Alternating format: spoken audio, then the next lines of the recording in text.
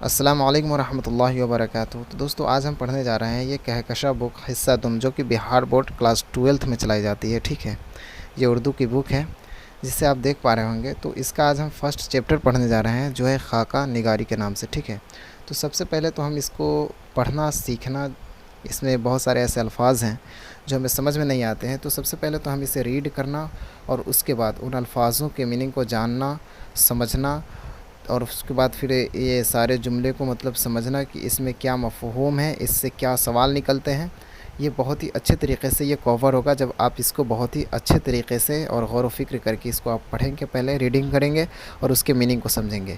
تو آج سے یہ فرسٹ کلاس ہے اور آج سے انشاءاللہ یہ کلاس شروع ہونے جا رہی ہے، جو کہ یہ جو فرسٹ چیپٹر ہے آپ کا کلاس 12، یہ جو کہکشاں بک ہے پارٹ 2، اس کا خاکہ نگاری چیپٹر فرسٹ، ٹھیک ہے نا۔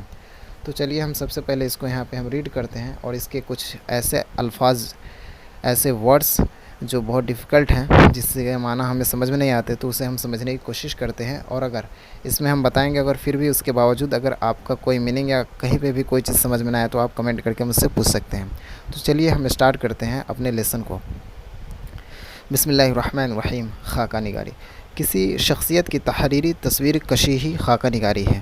یہ تصویر سنجیدہ، متین اور ظریفانہ ہر رنگ کی ہو سکتی ہے۔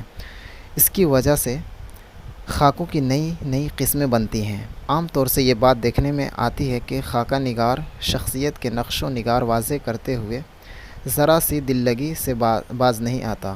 اسی طرح اکثر و بیشتر خاکے کے کہیں نہ کہیں ظریفانہ رنگ لیے ہوتے ہیں، شاید اسی لیے خاکہ اڑانا محاورہ بنا، حالانکہ ایسی بات بالکل نہیں۔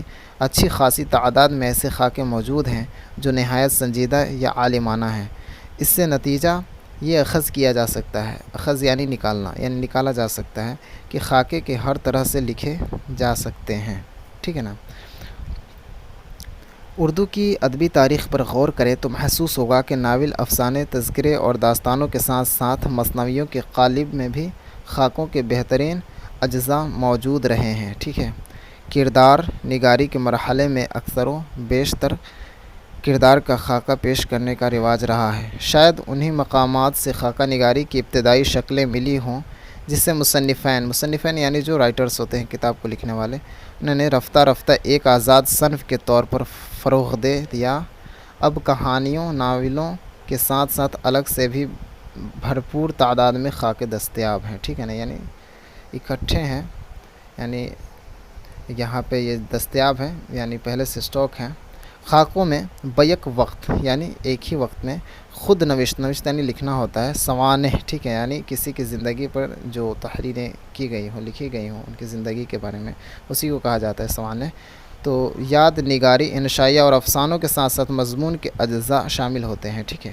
خاکہ نگار کا کمال یہ ہے کہ ان تمام اصناف کے دائرہ کار کو سمجھتے ہوئے اپنے خاکے کی حدیں متعین کرے۔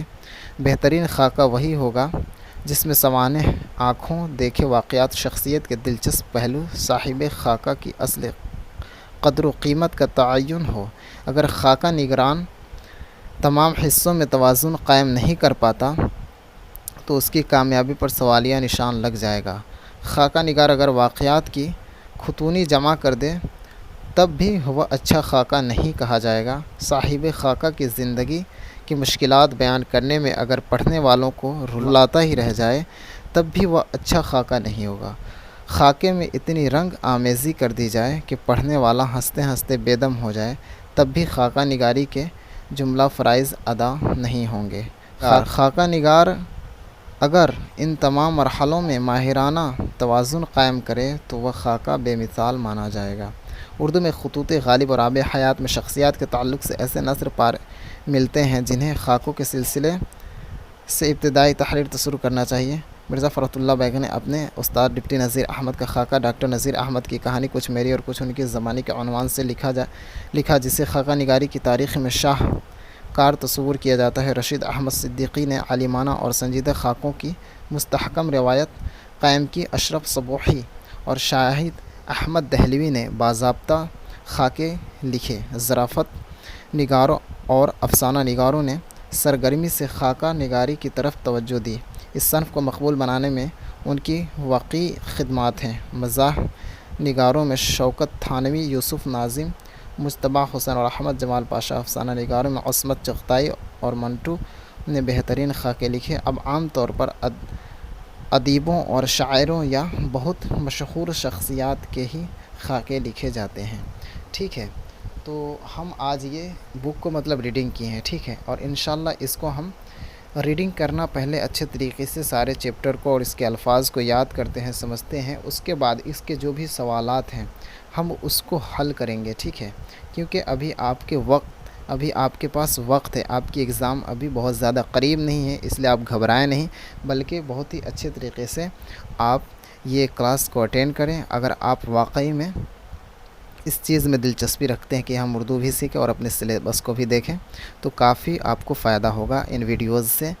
تو چلیے انشاءاللہ اگر آپ کا کوئی کوسچن اس الفاظ کے تھرو جو ورڈس آپ کو جو شبد سمجھ میں نہیں آیا ہے تو آپ وہ ہم سے کمنٹ میں پوچھ سکتے ہیں، انشاءاللہ آپ کے جواب دینے کی ہم کوشش کریں گے، ٹھیک ہے۔ اور اگر یہاں پہ موجود جتنے بھی سبسکرائبرز ویورز ہیں، اگر ان کے پاس اگر کوئی ایسا سوال ہے جو ان کے پاس اگر جواب ہو تو وہ جواب وہ بھی دے سکتے ہیں۔ چلیے انشاءاللہ ملتے پھر نیکسٹ ویڈیو میں۔ Thanks for watching this.